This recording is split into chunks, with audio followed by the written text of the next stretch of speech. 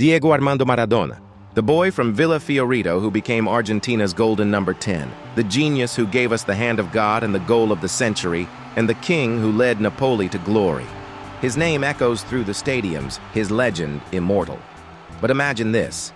Instead of taking the field, Maradona climbs into the driver's seat of a yellow and black Buenos Aires taxi. What if Diego Maradona were a taxi driver?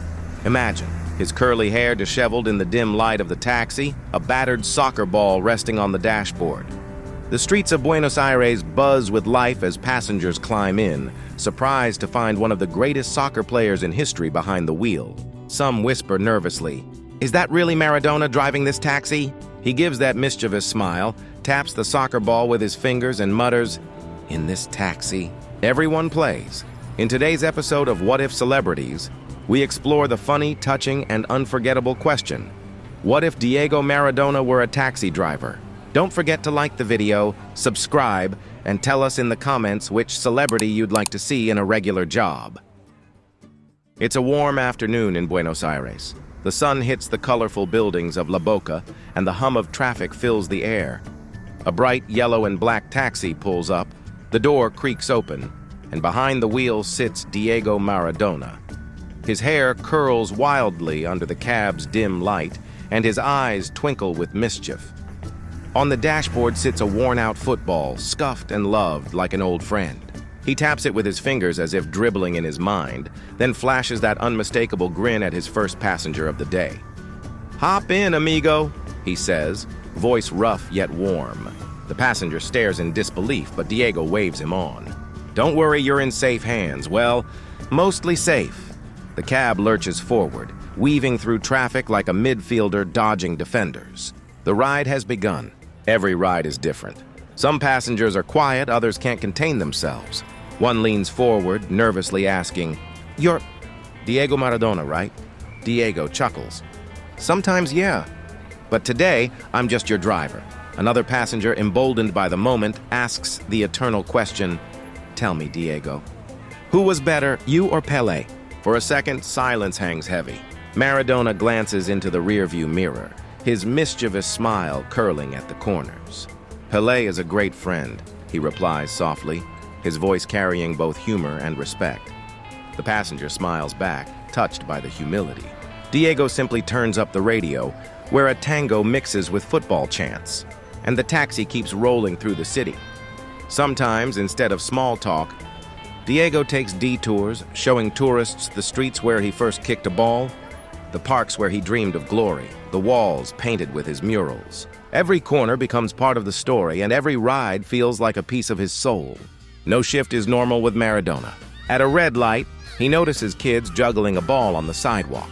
Without hesitation, he pulls over, steps out, and joins them.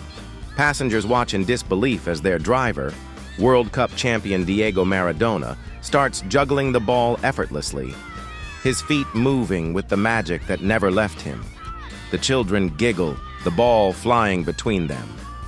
A small crowd gathers, clapping and chanting his name.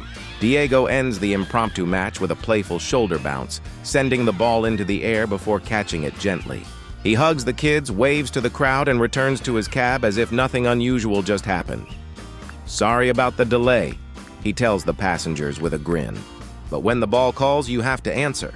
The passengers laugh, realizing that with Diego, every detour is worth it.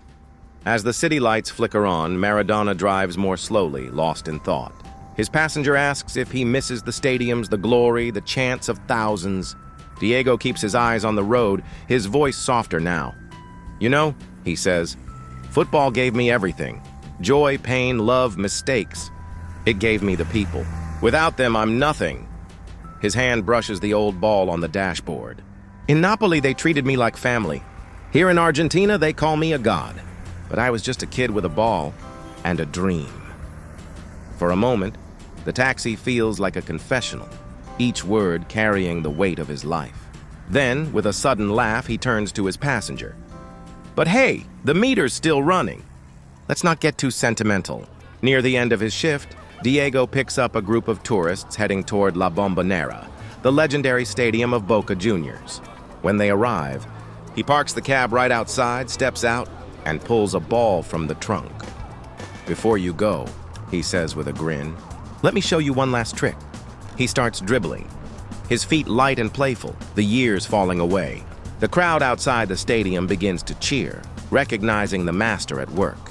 He flicks the ball into the air, spins, and volleys it toward the sky. It arcs beautifully, landing softly back at his feet.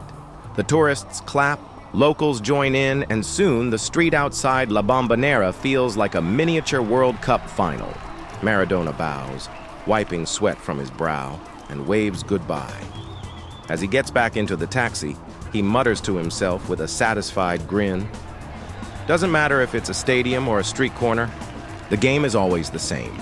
And now, dear viewer, let me ask you, which other celebrity would you like to see living an ordinary life? Write it in the comments, leave a like, and subscribe for more stories like this. Because reality may be ordinary, but in imagination, anything is possible.